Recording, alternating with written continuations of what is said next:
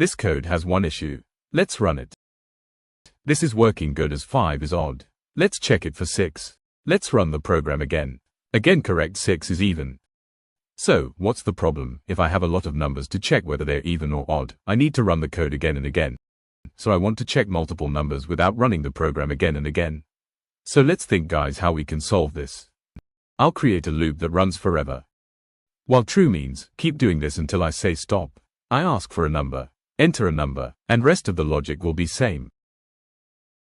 Let's run it. Enter a number, I enter 1. Yes, 1 is odd. See, the program is not ended, but again asking for next number to check. Now I can check multiple numbers instantly without running the program again and again. But again a problem, this is keep running. I need to stop it. So how to stop it? Before I answer, let's think it, guys, by yourself. So the solution is simple. Let's create a new condition to exit the program. If number equals 0, 0 is not compulsory. You can choose any number. So if user will enter 0, I will exit the program. But again, how to exit in loops? So loops provide us something called break.